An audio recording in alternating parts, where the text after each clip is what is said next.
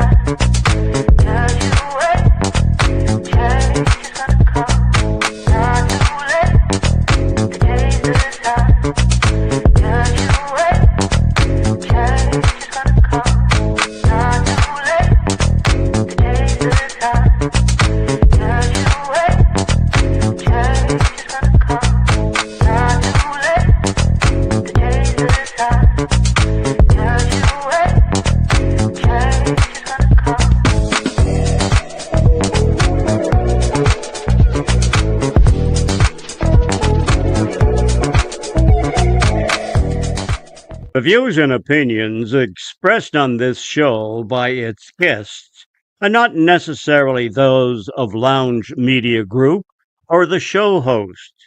So if you sue someone, make sure it's the party responsible for hurting your feelings. Also, grow up, be an adult, and understand not everyone thinks like you. And that's okay.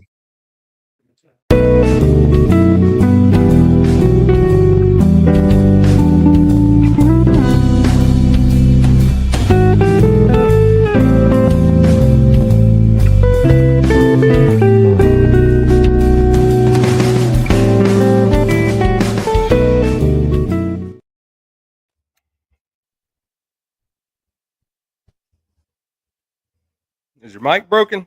No, man. I'm just always the first one to say something. That's all, bro. That's all. Yo, what's up, everybody? Welcome to the Logistics Lounge Wednesday edition.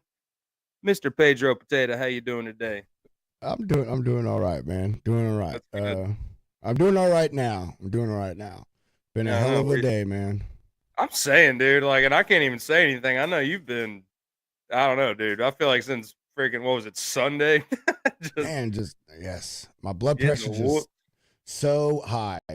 And I knew that, like I said, I knew there were going to be issues with this. There was no way we were going to do 210 residential deliveries and there not be problems.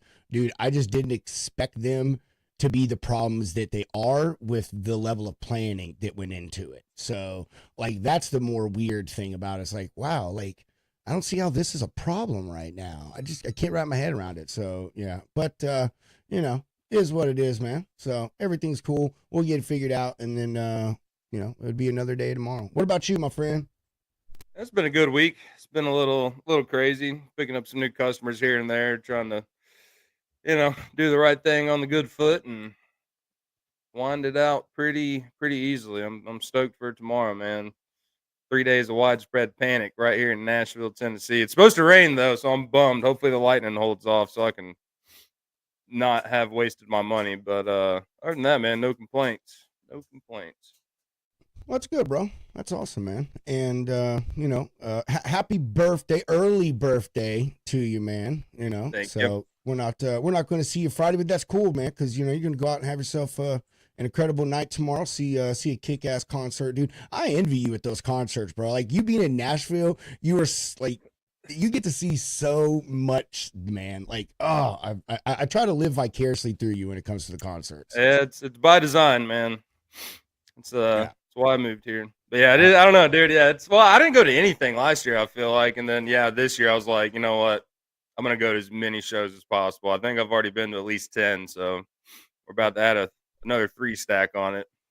That's what's up, man. That's what's up. Is Widespread Panic going to be the only ones that's there? Who's the opener? Anyone decent? Oh, dude, yeah, no opener. Just 3 to 4 hours of rip rolling Southern rock jam.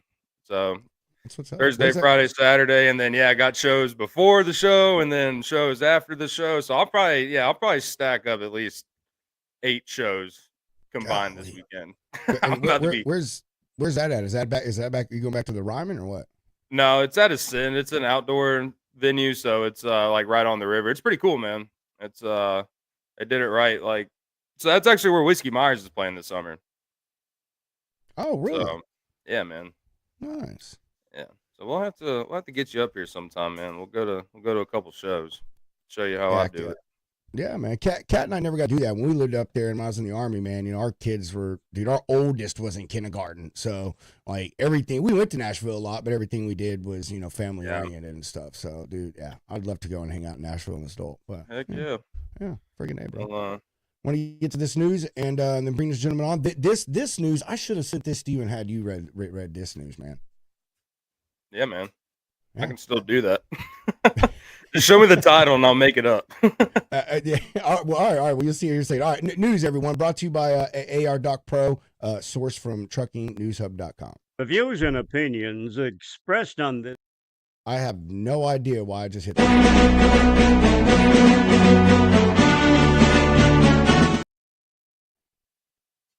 All right. And go, Hunter. There's a tariff slump. Okay. Yeah. So tariffs are smacking everybody. A lot of imports got overloaded, and we're going to see a nice little ripple effect coming in to the port of Los Angeles. However, the only trade lanes that are being affected by the tariffs are the Asia, North American trade lanes. So primarily East Coast volumes, or not East Coast, West Coast, excuse me. You'll see a little bit of shake up on the East Coast, but with the tariffs being removed from all the other countries except for China, you shouldn't see too much of that. But I was actually talking to Mr. Talma about this today, and I think it'll work itself out. If we could do it during COVID times, I think we'll be doing pretty all right. So don't believe the bullshit. Pedro, how close was I? You were pretty good, man. You touched on a good part of it. Yeah. So, but I would just go through the highlights of it. So, yeah, I mean, y'all can see ocean containers, stuff is slumping over there in the port of LA or port of Long Beach, I guess you could say. Everyone knows why. Hunter pretty much hit around the head. It has to do with the tariffs.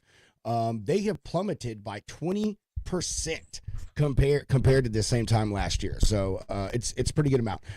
Again, obviously with the tariffs, majority of this, Hunter said again, is really mostly affecting the Asian countries, primarily stuff from China. As of right now, they have a 245% tariff on Chinese imports. Situation, they say, will be further complicated by the fact that many importers have already temporarily halted their inbound shipments as they reassess their strategies in light of all the new tariffs going on. While some of these pauses, they say, may be transient, the overall trend suggests that a possible more prolonged period of reduced volume, especially for businesses heavily relying on goods targeted by the Trump administration's tariffs.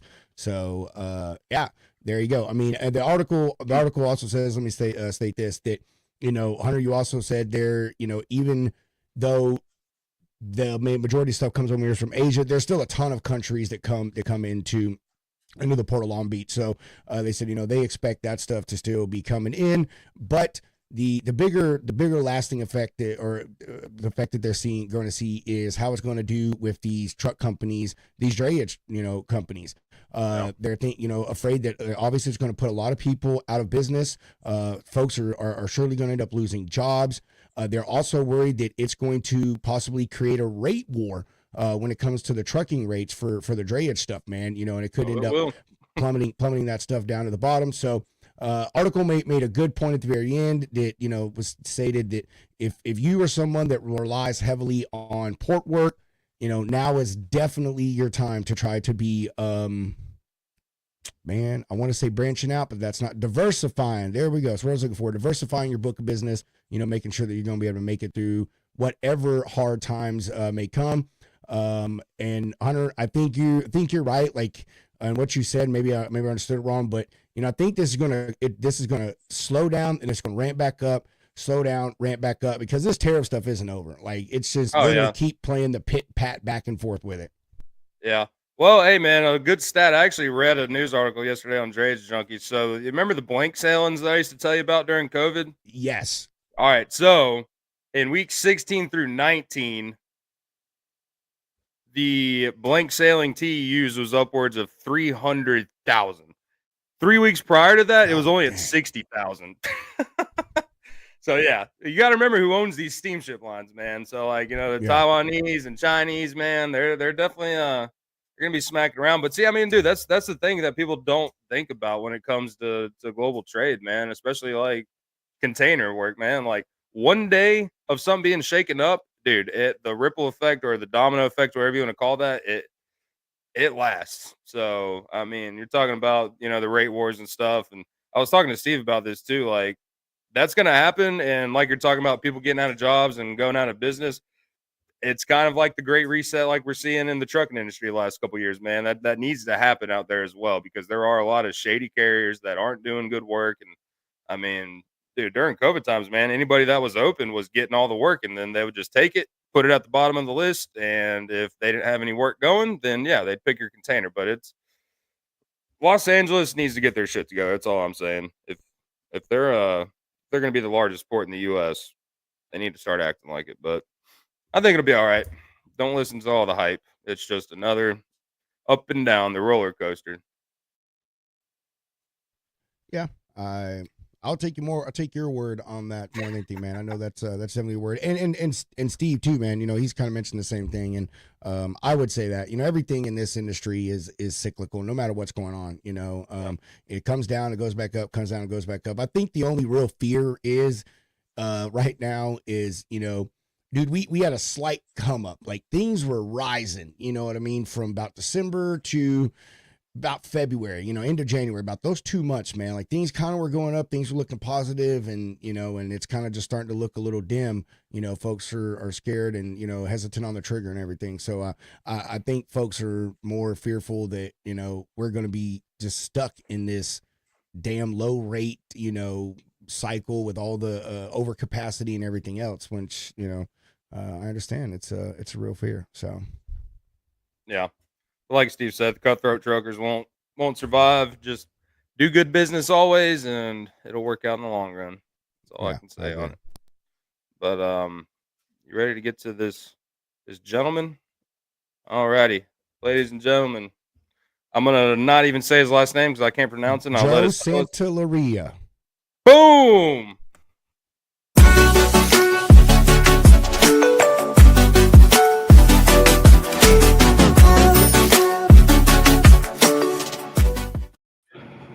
Howdy. How's it going, Joe? Good. How y'all doing? Doing good, man. Hey, I just got to tell you, that is the most words I've ever typed for someone's name and occupation on the last slide. All right. Lot of vowels. Yeah, yeah. Yeah. Well, how you doing, brother? How's your week been? Been good.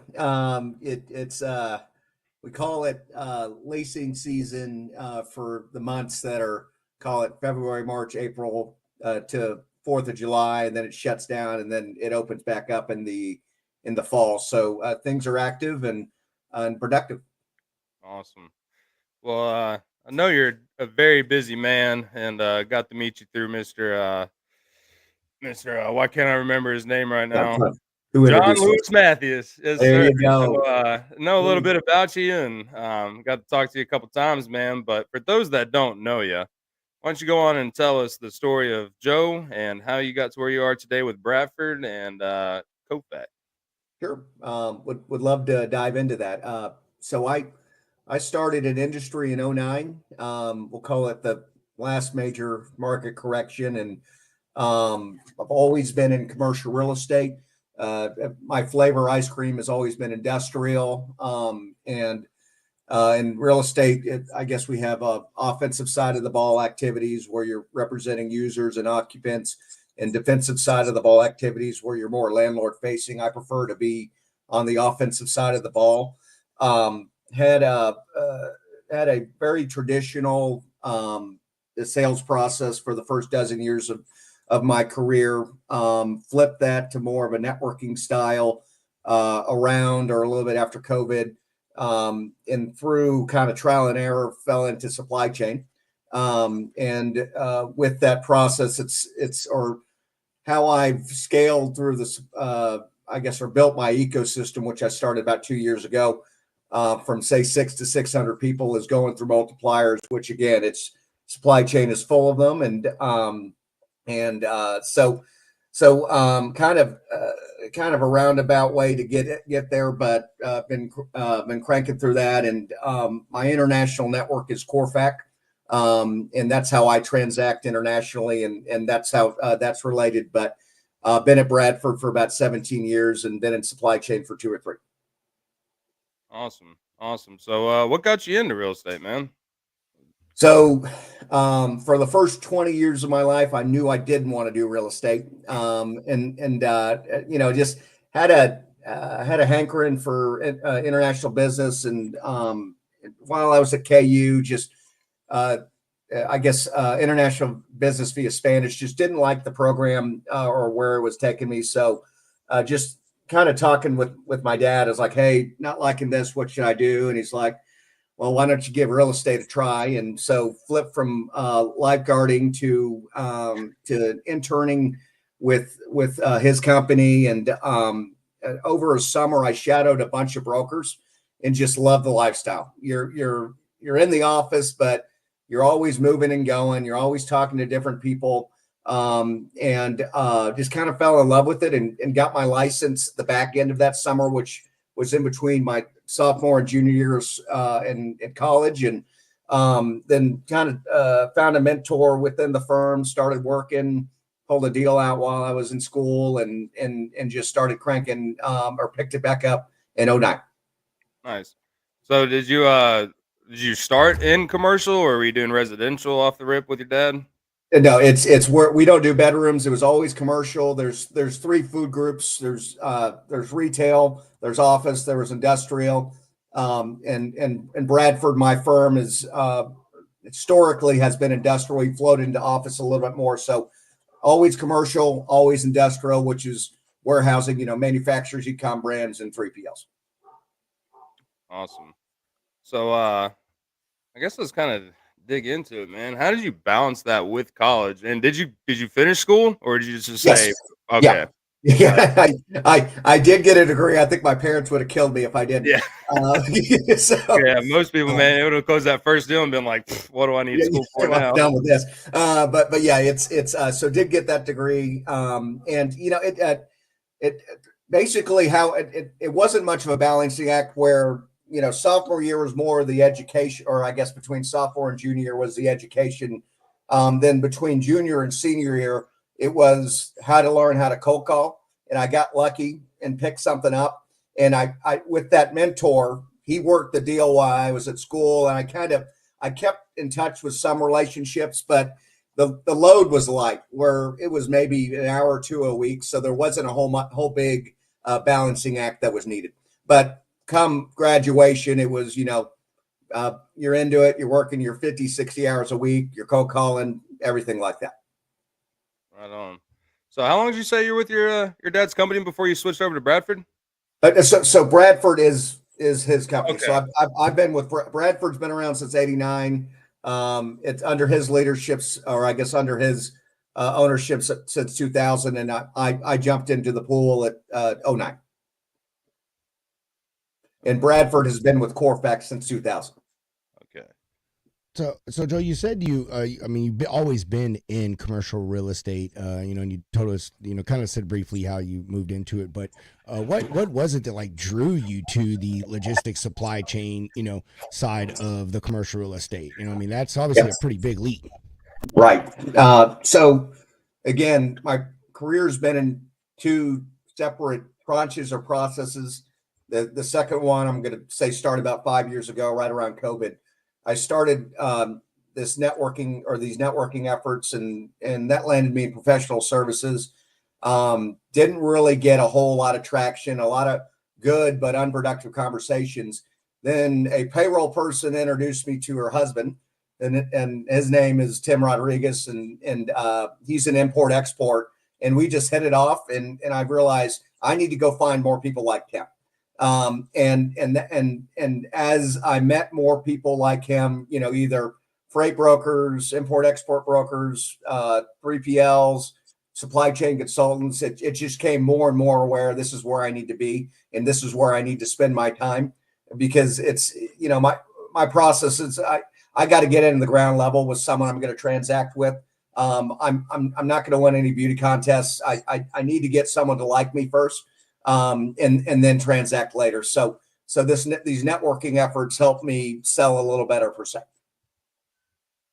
Gotcha, man. So, man, see, just even though he's in real estate, Hunter, just like everyone else, he just accidentally fell into, like, I'm telling you, man, this logistics, it has like a stick with a whole bunch of strings with dollar bills hanging off of it all around the world. You know what I mean? It just tugs them at like random people. I swear that's how it happens, man. That's how it happens.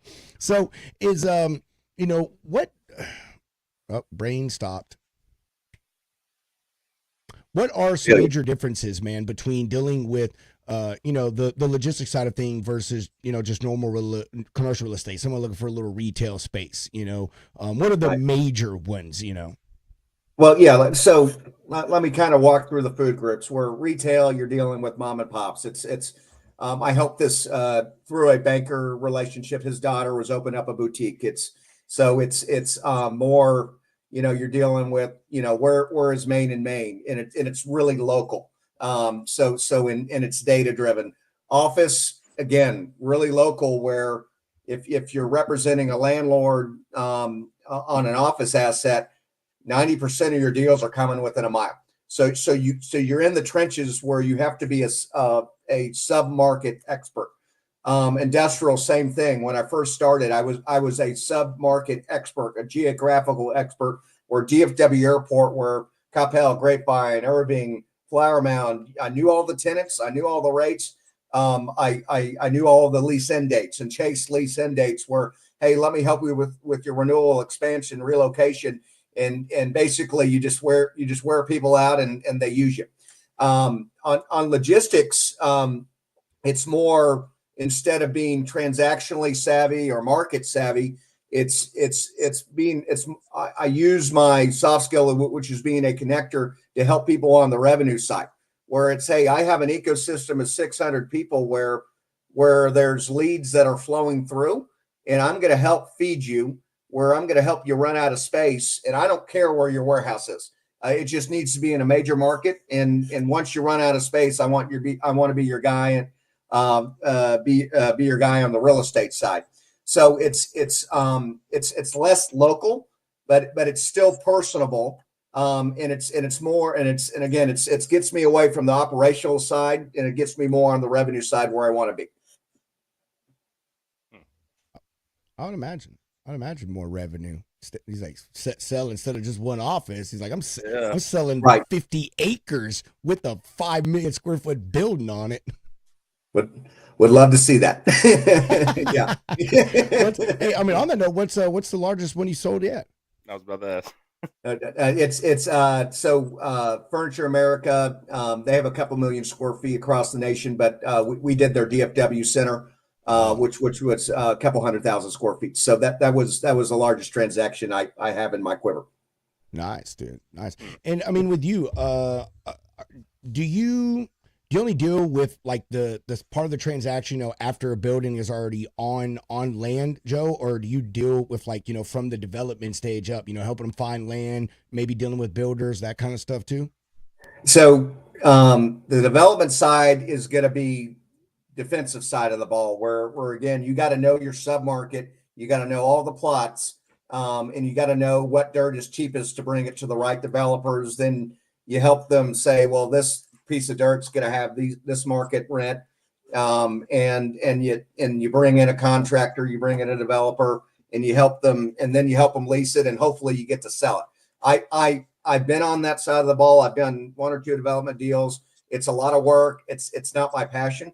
I try to be on, hey, tenant, I don't care where you need to be, but I'm going to make sure that I'm going to get you paired up with a network design consultant where your inventory's over here, your customer's over here. So we're going to figure out what that inventory, or a network design consultant, we're going to figure out what market you need to be in.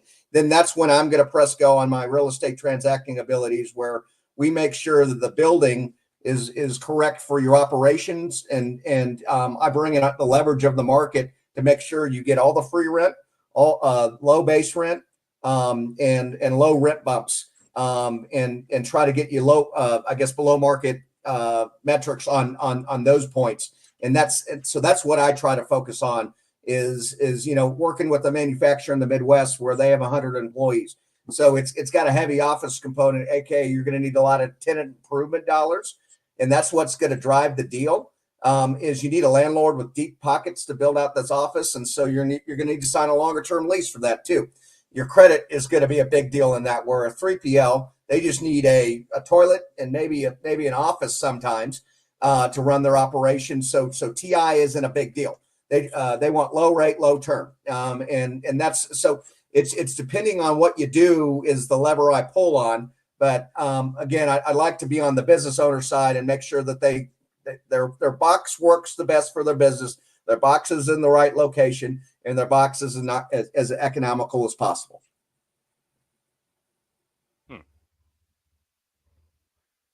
So, what about the international side of things, man? Corfac, that's interesting. So tell us a little bit about that. So Corfac was founded in the 80s, and Bradford joined it in 2000. I've been a member for about 10 years. Been going to it's annual conferences. The last conference was in LA in the spring about a month ago. The next one will be actually in Amsterdam. I would say of the 80 or so members, 2/3 are in the US. Then we have a great Canada presence. We have a great Mexico presence, and we have a big European presence. Our president or acting president is Daniel Schindelman. He is our Swiss partner. I'm vice president, so I'll be president next year. And so we're really strong in, say, a Great Britain, a France, a Germany, a Switzerland. They're local operators in every market. In Europe, we kind of pick them by country and straddle the major cities, since a country's kind of like a state over there, compared to in size or size of economy compared to the U.S.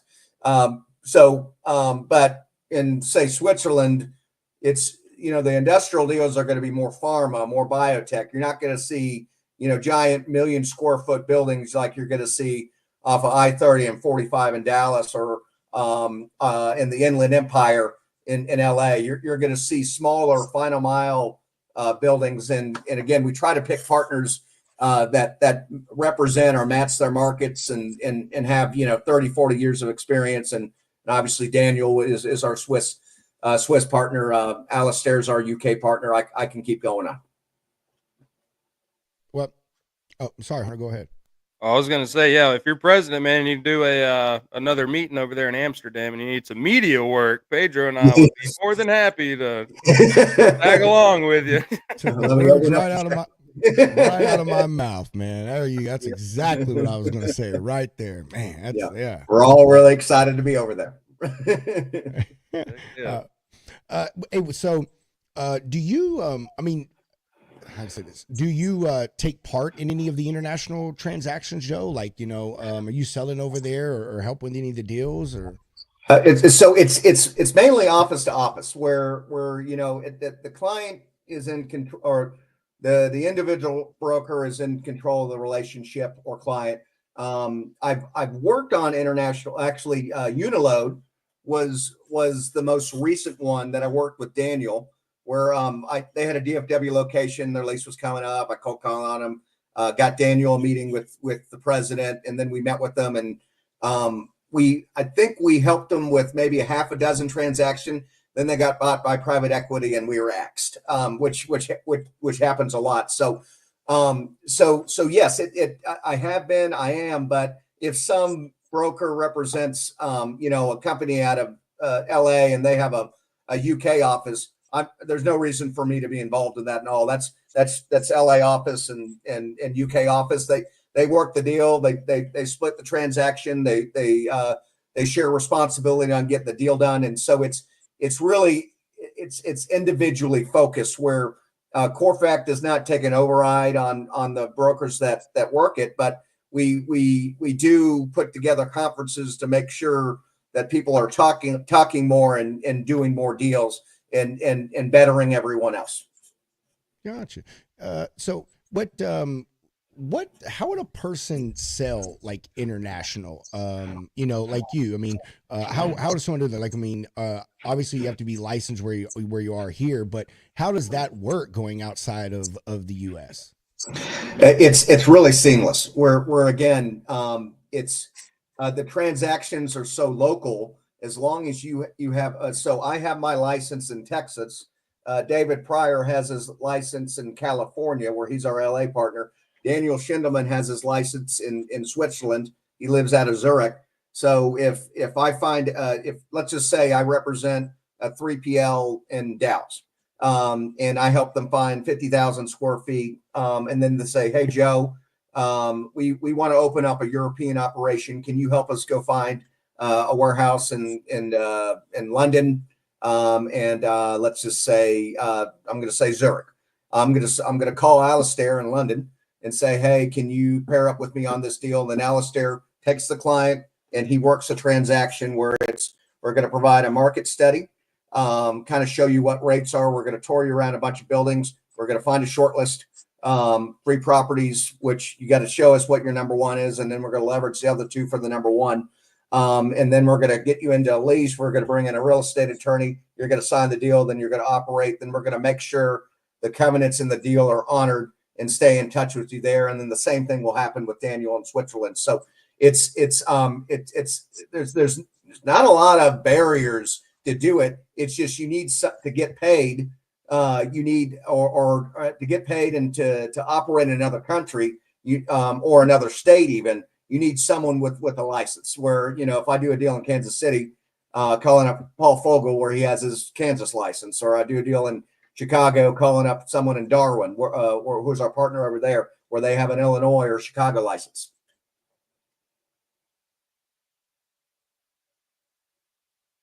Gotcha. Am I frozen again? Nope. No. Okay. Sorry. Yeah, my Wi-Fi's been messed up over here, so good. forgive I'm me. pausing. If you're frozen, Okay. Yeah. So I guess let's get into the supply chain of it, man. I mean, you have grown a wildly large network. I mean, just from the group that we've been in and the people that you've got me connected in. I mean, how did you navigate those waters? Because I mean, man, in the logistics industry, like people can sniff out people pretty quickly. Like whether you know it or you're trying to get on someone. So what was that journey like? It's actually been pretty easy where it's my process is, you meet with someone, and you have an initial trade.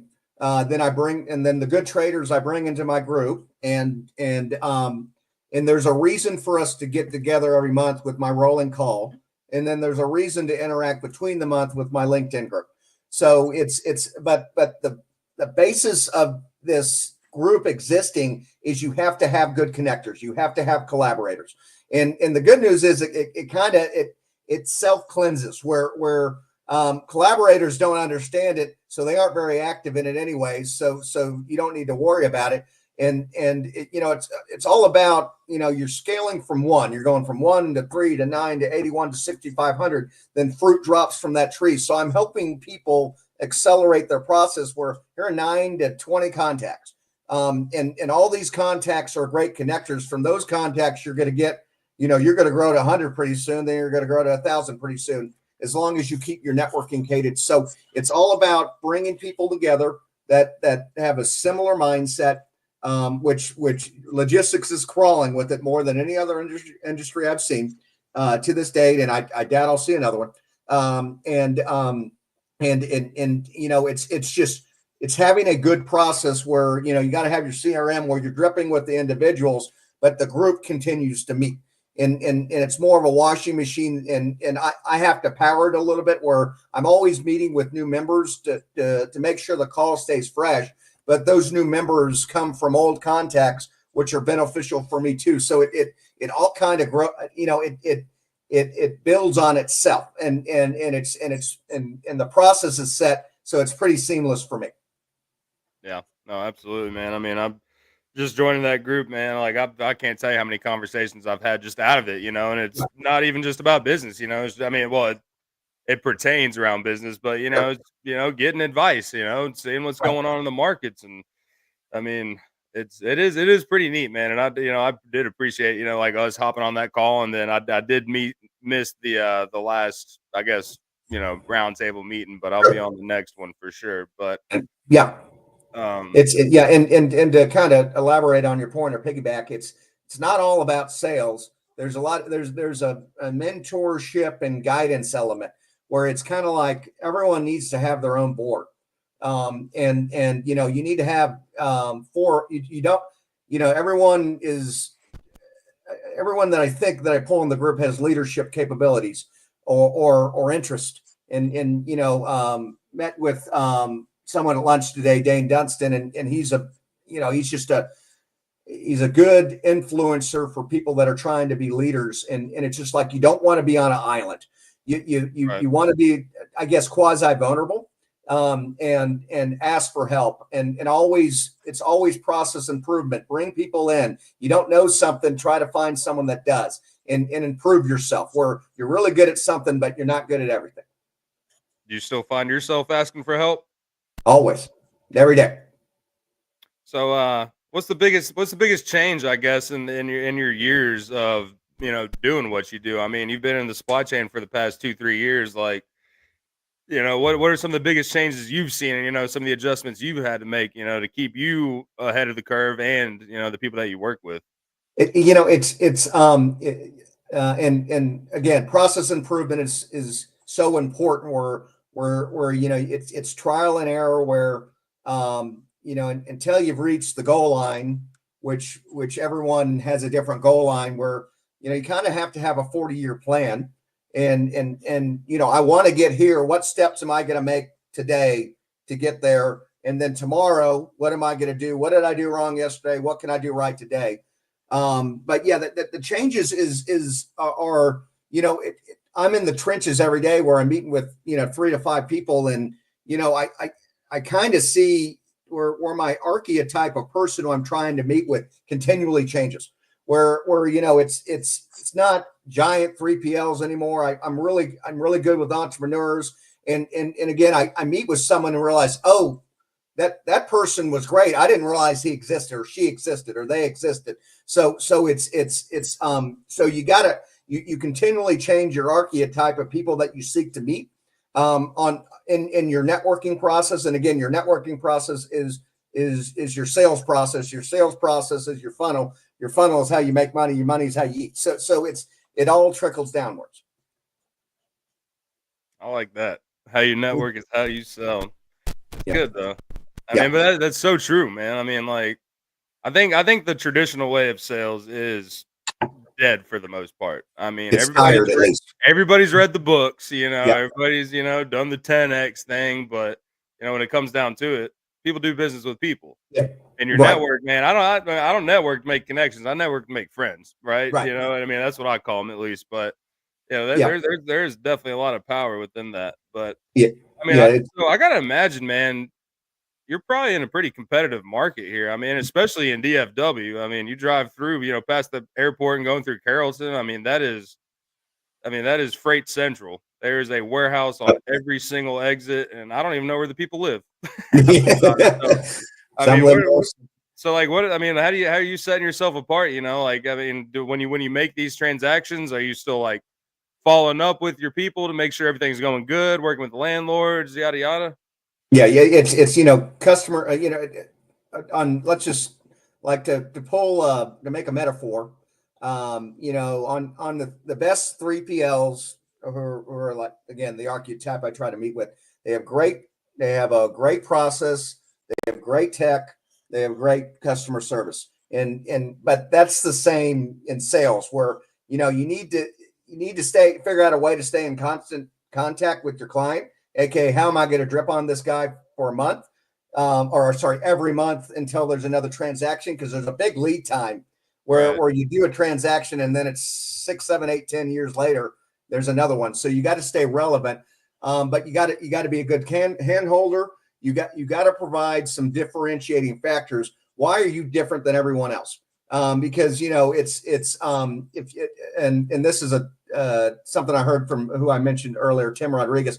If you sell on price, you die on price, or you lose on price. Yep. So don't go in and say, I'm going to get you the cheapest deal. You got to figure out what the pain point is with the client, and make it personal. What is that guy or gal like, and how can I relate to this person on an individual level, and create a relationship there first, and then you can talk about some business. And a great way to open someone up is always, again, I've talked about this before, is revenue. Where what are you looking for? How can I help you advance before you help me advance? So put them first. No different than you put a partner first, in love or work. It's build someone up so that you can ride their coattail. So the old style of sales is you got to be ruthless, and you got to put yourself first, and you got to say, how am I going to go make money regardless of anyone else? I think the new style of sales is you got to be relentless, where it's you're putting in the hours, you're working your ass off, but again, you got to think, you got to have some compassion, you got to have some empathy, you got to think about the person on the other side of the table, and you're not looking for 100% of the clients. You're looking for one. You only need one really good client. Obviously, you want some diversification in case something happens, but don't worry about the 100% of the clients. Look for that one great partner, customer, client, partner. You're looking for partners. Looking for partners. Yes. Pedro, are you dead over there? No, bro, you're rolling, dude. I'm letting you go. I know, man. It's just strange, dude. It's strange to hear you not talk. So, all right, Joe, I am Hunter with Woodfin's Wines. All right, I need some ambient and cold storage warehousing. So, how do you go and find that? Do you have like partners that you work with on the other side, that own these warehouses? Like what does that process look like? And are you ever having things added on to these warehouses to fit the customers that you're servicing? Well, the typical real estate broker would say, well, let me go find you a building with that capabilities. But where I would start is, where's your inventory coming from? Where are your customers? Let's go talk about network design, and let's go figure out where that warehouse needs to be.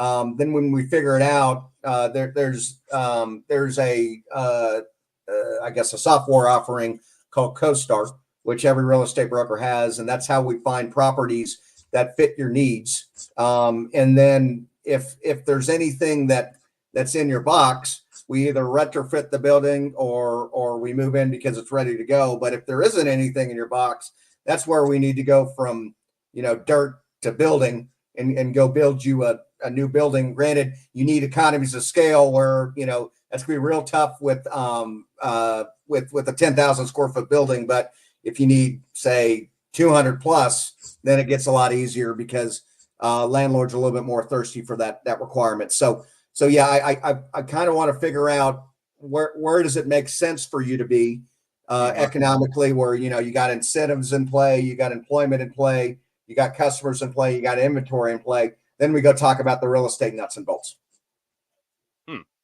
So you're not just looking for buildings; you're also looking for properties. It's you're looking for right fit.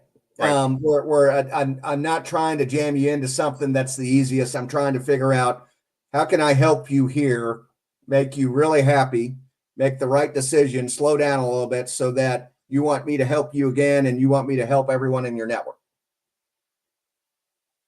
Gotcha. So Joe, what's the percentage of the people you deal with that you find them what they need versus or what they need without having to do anything to the building versus having to have stuff retrofitted? Like, which one's more common with you dealing with the supply chain side of stuff?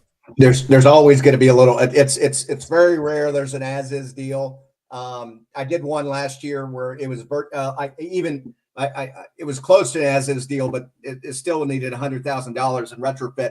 It's the ones that have little retrofit are usually due to timing, where I need to get this product in yesterday. So it doesn't matter what the warehouse looks like. I just need to get in. Where someone's under the gun, where you got solar panels coming in through the port, that product lands in on, in 3 weeks. We need a roof for those. So usually there's always a little bit of retrofit to the building where, the office pod isn't big enough.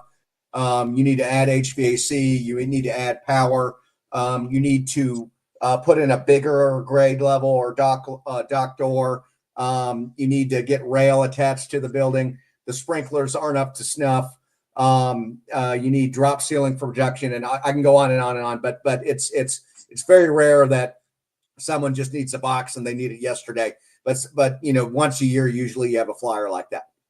Yeah, what's it like dealing with like codes and stuff with these type of commercial things? The residential stuff is one thing, but dude, I can imagine the level of fucking crazy that goes into safety, permits and stuff with this. So it's different per state, it's different per city. Where we're going to talk about Texas since we're both in there or live here. Houston, no zoning. So it's a little bit of the Wild West where you can put a strip club by a church, by apartment complex, by an elementary school. So Houston is it's different than anywhere else in the country. But what may drive something in Houston is access to power, parking. You need to have the right parking. That's where cities usually crack down in Texas. And then Austin is a lot of red tape. It's going to lean like, I'm going to say West Coast, where, permitting in Dallas or Houston, before COVID, you could probably get something in 2 or 3 weeks. Now it's 4 or 5. The construction lead time is much bigger, where that used to be 90 days. That used to be maybe a month. Now it's 90 to 120 days. Within DFW, it depends on where you are, where if you're down at the UP Intermodal in Wilmer, Hutchins, Ennis, Waxahachie, real quick, those cities don't care. They just want bodies. The only thing they do care about is if you want trailer parking, now you need to pave rather than throw down gravel.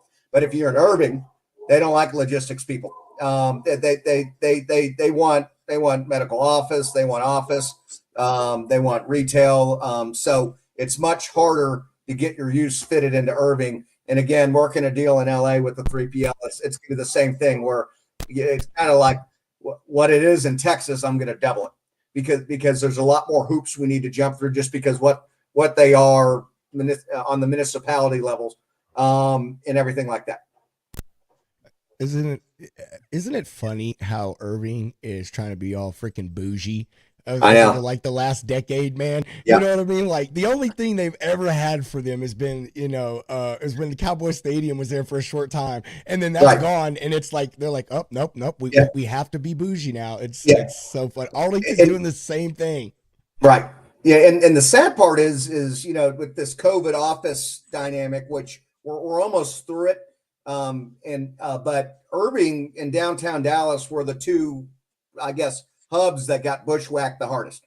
So it's so they try to be super strict with everyone, but these types of users, then those types of users leave. Now they have a giant hole of vacancy. So it's all about don't put your eggs in one basket, have some diversity and or mix, and usually you thrive. And you're seeing cities, you could say like a Mesquite, a Garland, McKinney, those cities are doing great because they're a little looser, and they're and even a Dallas is benefiting on those where it's let's just not make sure you're lighting stuff on fire, but we'll be pretty lax on letting in users.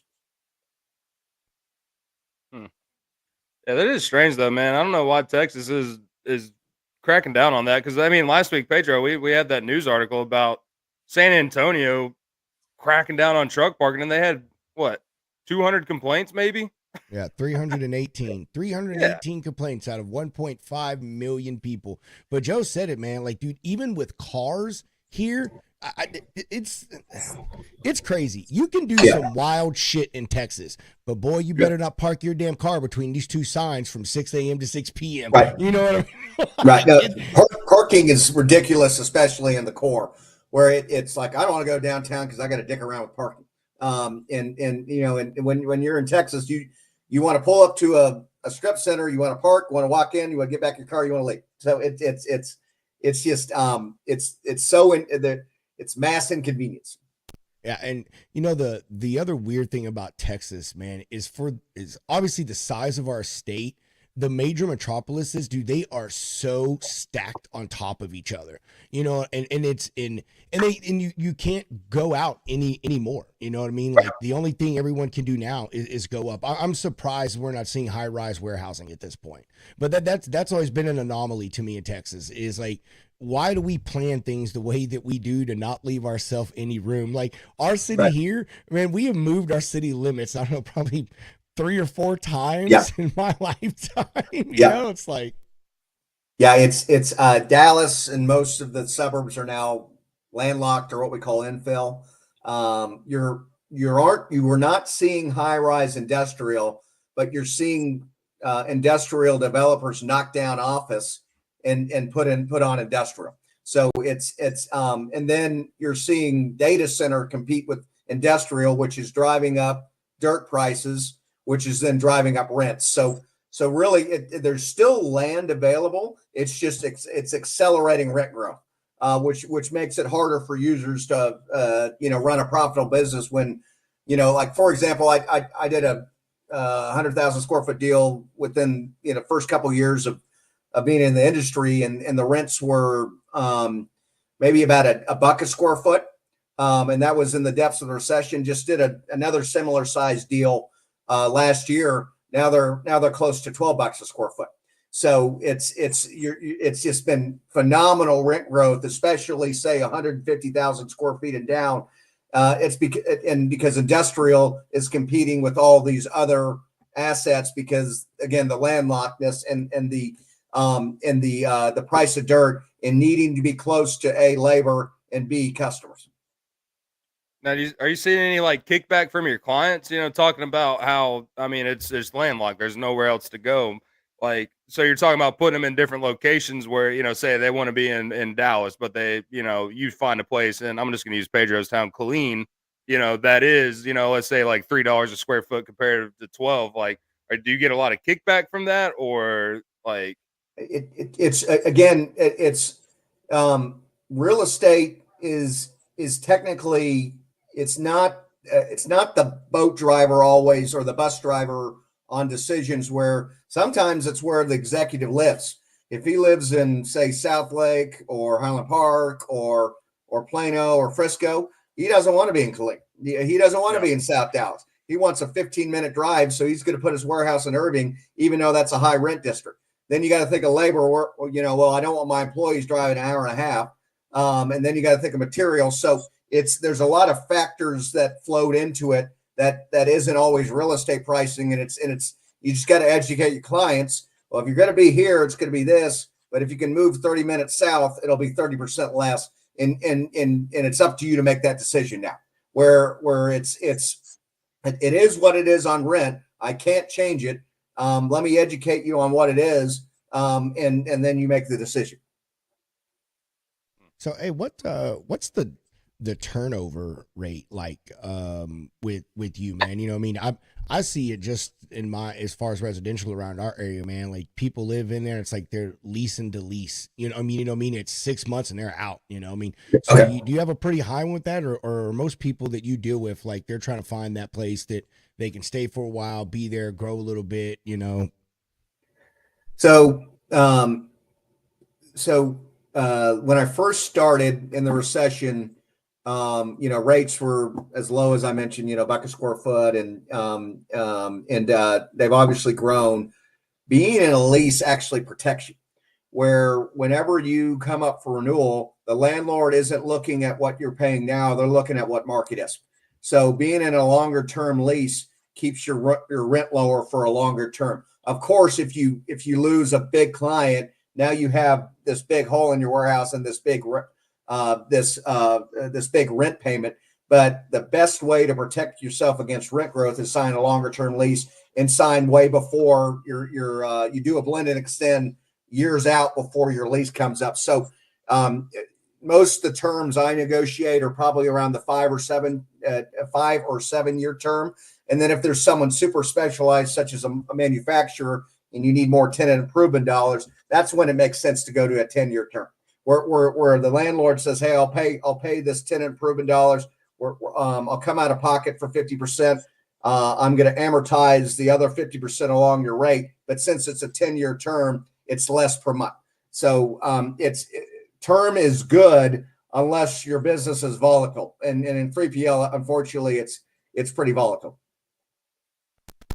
So what happens with that? Say, I got a trucking company and I'm booming right now. I'm using 100 square foot every month, and then it just crashes. Like, am I stuck with that lease and just figure it out, or are there any clauses? Yeah. So you or whoever, the entity behind the lease, is stuck with the lease, but you have the ability to sublease, where you can go find a body on the street. And we call it, it's got to be equal or better credit. Yeah, I'm stuck. Less stuck, or I'll keep talking. So equal or better credit. And I say, "Hey, landlord, my guy Hunter, he's hurting. He needs out of this lease.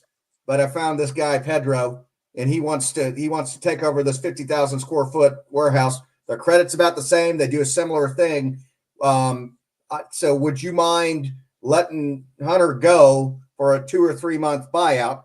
And then Pedro is going to move in here and operate, and you're not going to see a blip." So that's the best way out. The other way out is unfortunately bankruptcy, because that's the only other way around a lease.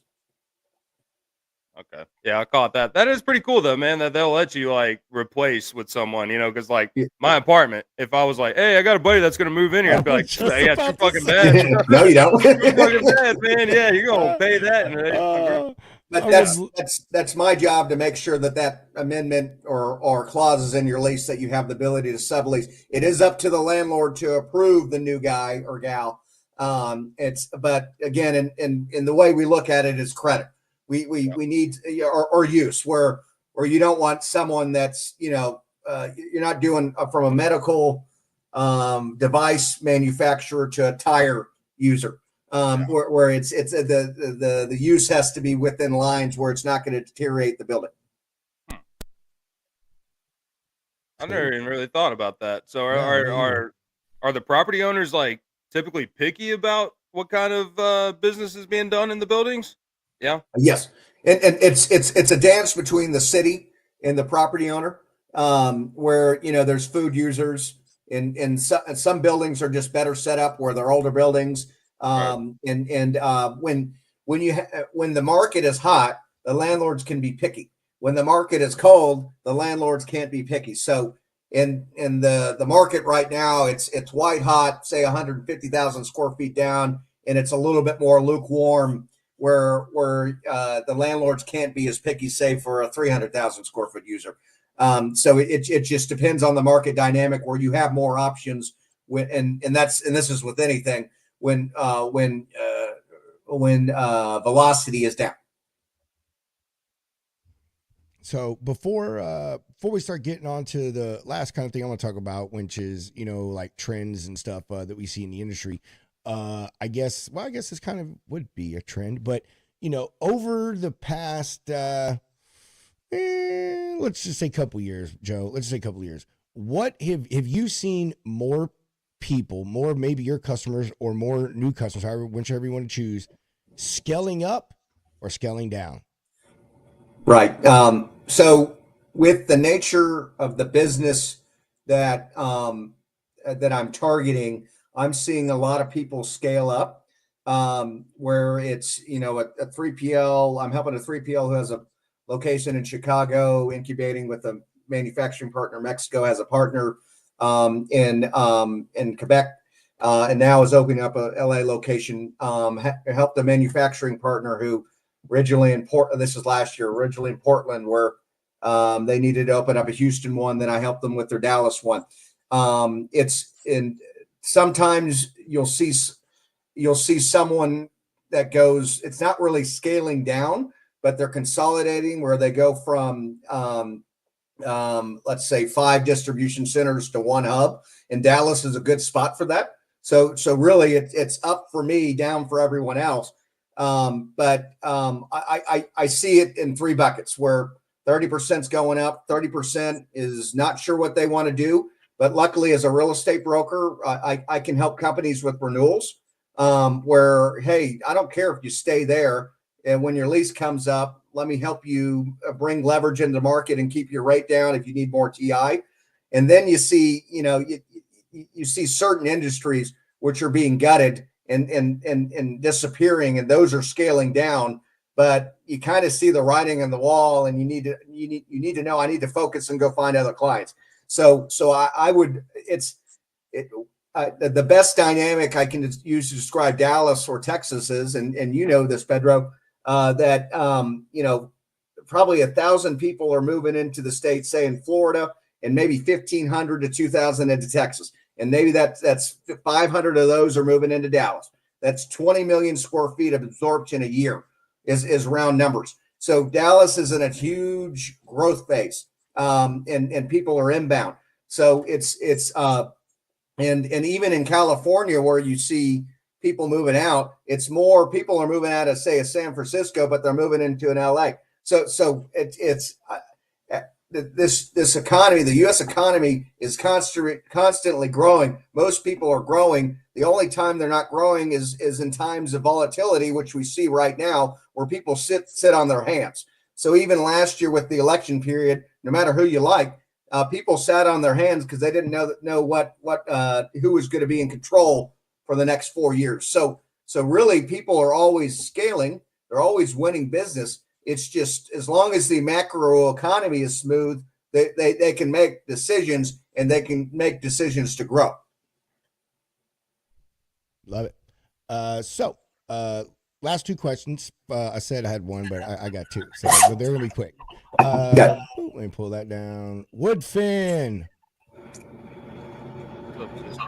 I was about to ask. That's just all right. So talking on like I get trends, I guess the best word I can use. What are the trends right now that people looking for in the supply chain space, as far as their buildings? You know, are you seeing people wanting more office space? Are they looking for more storage, more warehousing type space? You know, which one of those is really taking the cake right now? So I'm working on the sale deal. It's a 80s vintage building. It's 100% HVAC, and it looks like a hammerhead shark, where the office is the head and the warehouse is the body. That office is old, tired, outdated. There's like 12 people in there. There's like one person in a bullpen.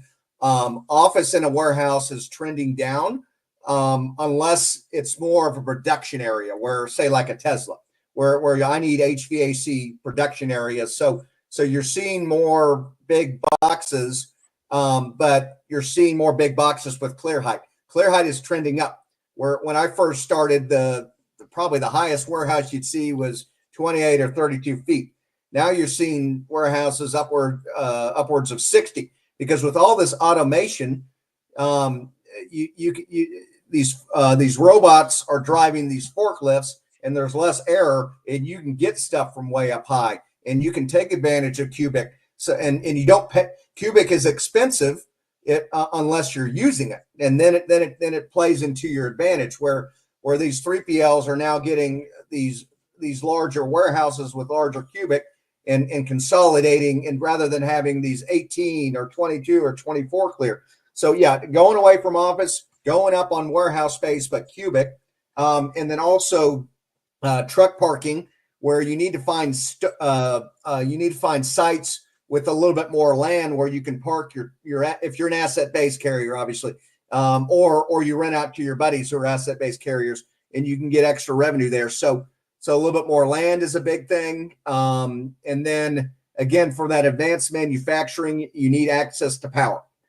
So it's you need an stable power, which, you know, up to the last, I'd say, year or two, Texas has been pretty good at, but obviously with the volatility in the climate, it's been a little less regular.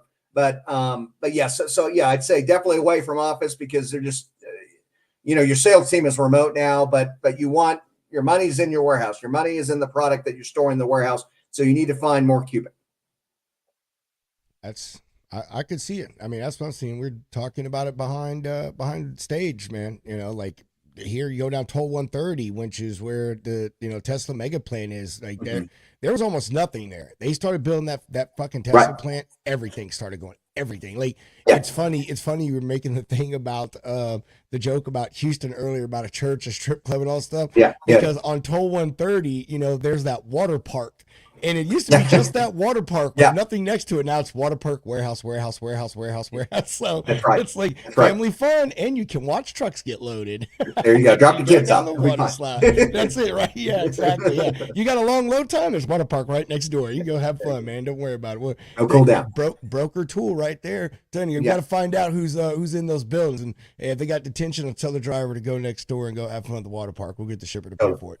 Totally. So on talking about that locations, what are some really hot areas right now that you're seeing with people looking for space in?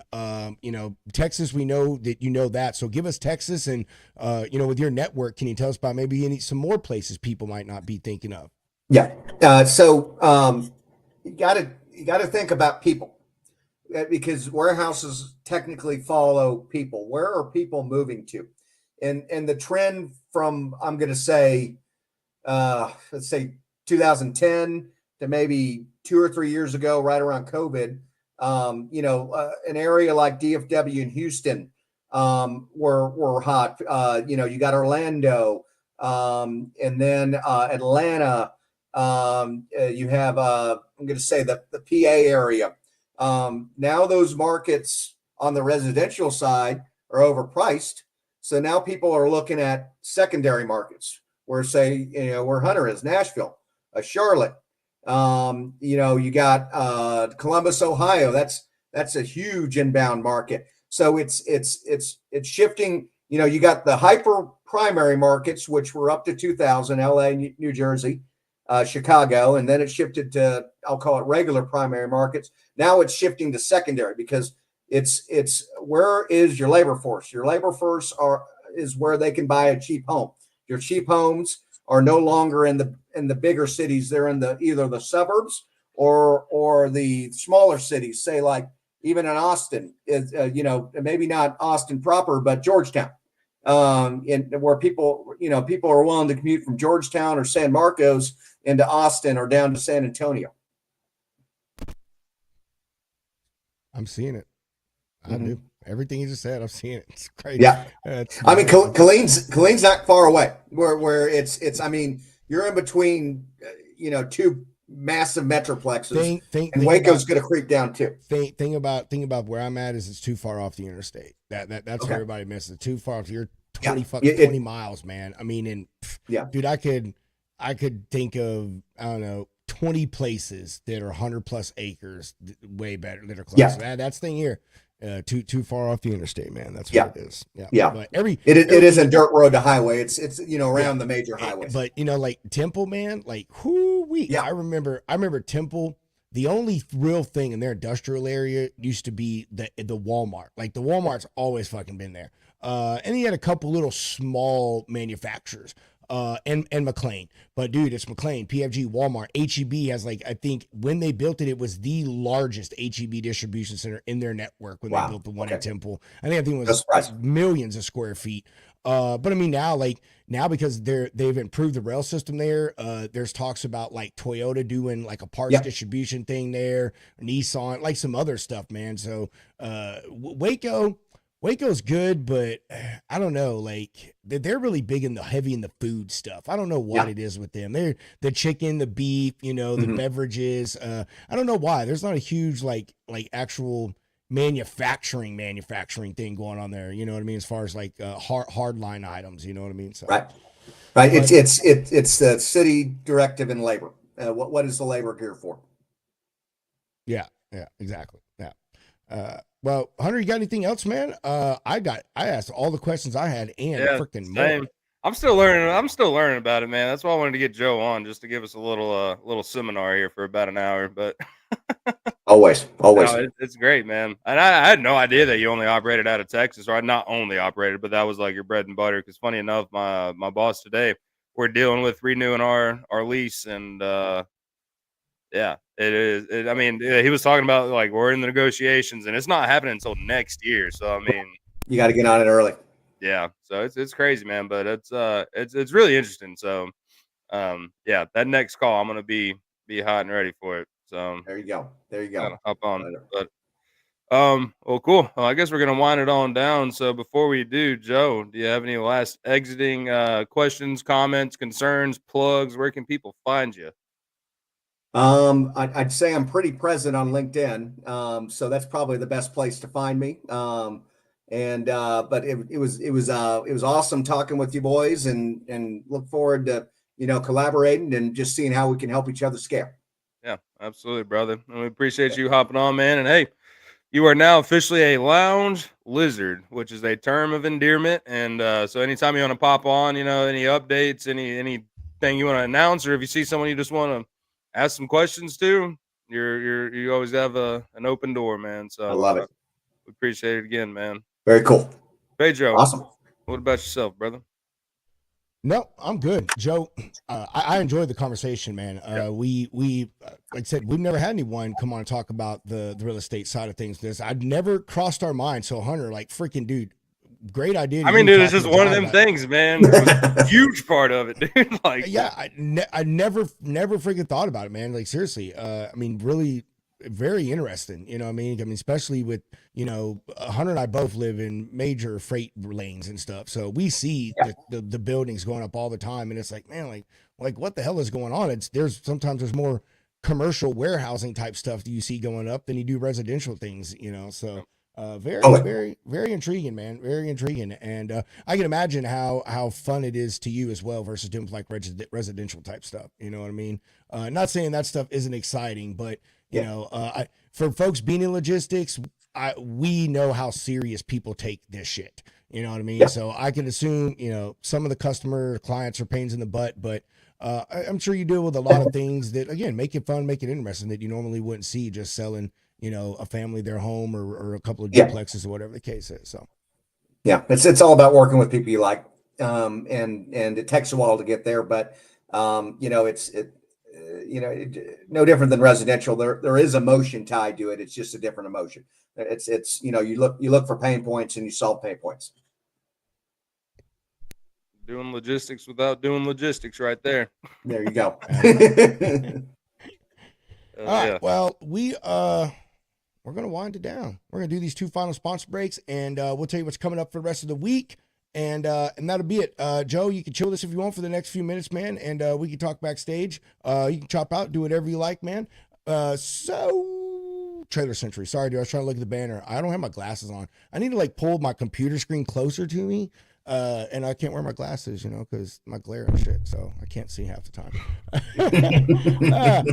Trailer Century. Hey, they're helping solve that problem to protect your assets and your cargo with an amazing little device that has all kinds of little capabilities that'll help you besides protect your freight, GPS, and help you with e-logs and all kinds of other things. So go ahead, give them a shout. Website rolling across the bottom of your screen, phone number, and commercial, and go. Man, we've got to sort these things better. Holy moly. Yeah, we got a lot of videos over there, man. We do, for sure.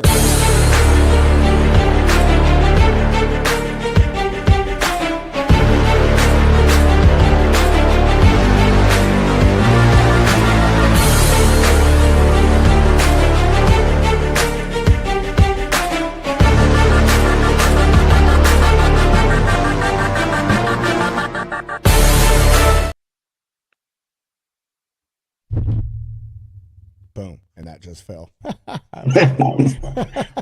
Golly, that was loud. All right, Freight Ninja truck parking solutions. We all know how big of a problem parking is. Freight Ninja, they're trying to solve that for you. You can go book your spot online, or you can call the phone number scrolling across the bottom of your screen. Make sure you use code Lounge Ninja. Get yourself a nice discount.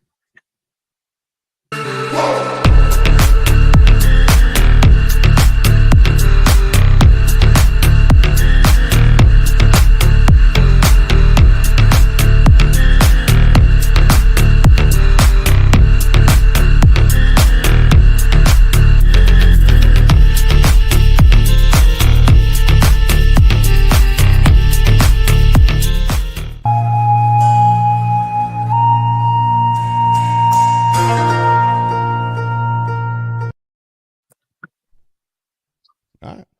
I love that little last part, dude. It makes me want to go eat hibachi every time. That's so awesome, bro. That's awesome. All right. Well, that's going to do it for us. We're going to wish Mr. Hound a happy birthday again. Happy birthday, Hunter. So Not so till awesome. tomorrow. It's too. Still I know, but whatever. I don't know if I'll talk to you tomorrow, man. I don't.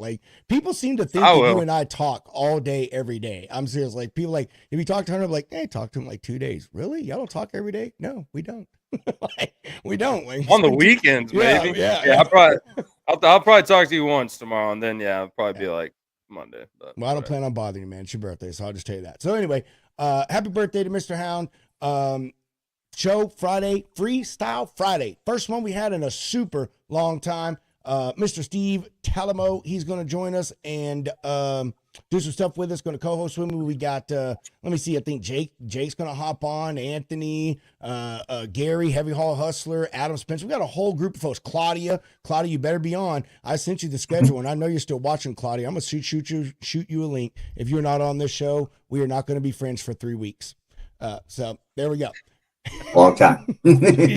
For Claudia, it is. For Claudia, that is a long time.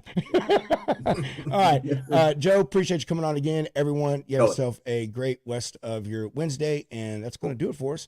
As I always say, chunk them deuces. Mr. Hound, roll that beautiful bean footage. The views and opinions expressed on this show by its guests are not necessarily those of Lounge Media Group or the show host. So if you sue someone, make sure it's the party responsible for hurting your feelings. Also, grow up, be an adult, and understand not everyone thinks like you. And that's okay.